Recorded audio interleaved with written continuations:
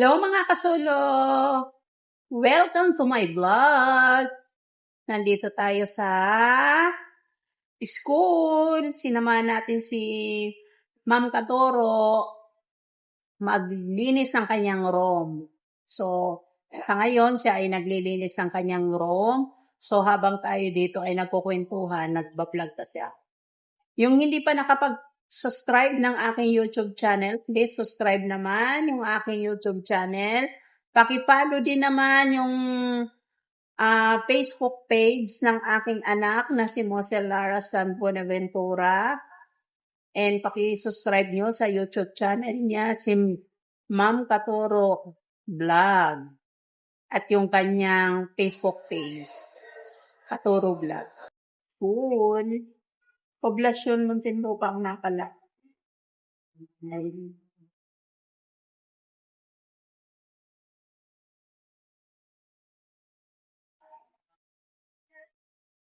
Andun si Ma'am Katoro.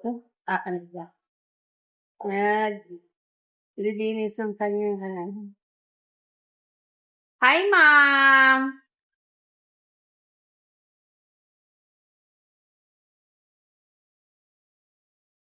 Kasi mayroon daw siya bukas. Mayroon daw visitor dito sa kanyang room. Kaya, thank you mga kasulo sa mga suporta nyo dito sa aking YouTube channel. Sa mga pinapanood nyo yung aking mga vlog na thank you.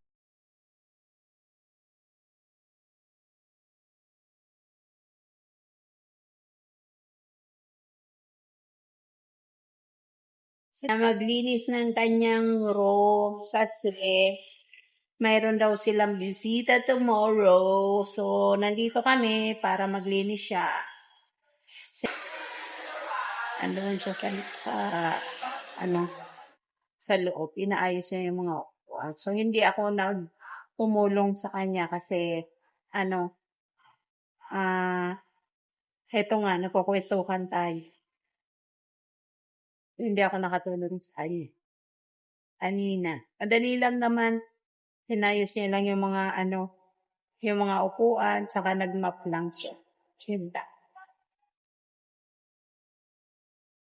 Ayun pa yung mga building na So, mga kasulo dito rin graduate si Mosel.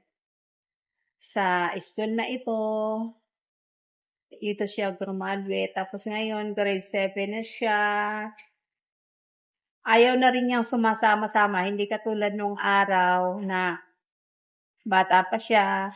Tuwing aalis ako, sumasama siya. Ngayon, hindi na. Ayaw na nga niyang sumasama. Gusto niya nang naiiwan sa bahay kasi nag-i-internet na lang siya. Ganun na. Ayun, si hi naman!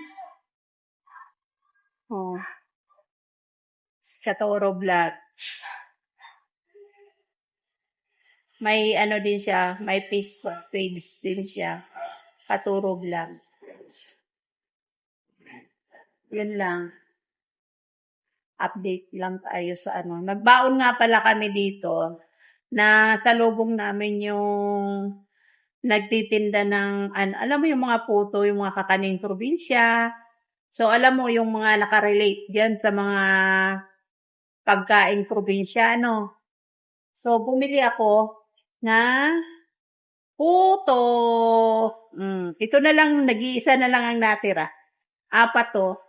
So, kumain na kasi kami. Ayan, iisa na lang. Masarap siya, guys. Mga siya. Alam mo yung puto ng balinghoy? Putong balinghoy, yung mga lumaki. Siyempre, ako, laking probinsya ako.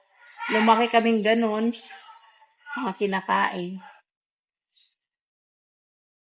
Hindi pa rin natin nakakalimutan yung kung ano man yung kinalakihan nating pagkain.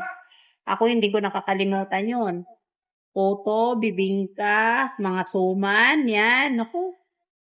Tapos yung alam mo yung mga binignet Nung araw, dito naman sa Maynila, ang tawag ay bilo-bilo. Pero sa atin, sa Bisaya, ano yun? Binignit. Binignit sa amin yun eh. Mostly, yun lang yung handa namin pag may birthdayhan. Yun lang kaya yung handa sa amin. Masayang-masaya ka na pag mayroon kang binignit nung araw, di ba?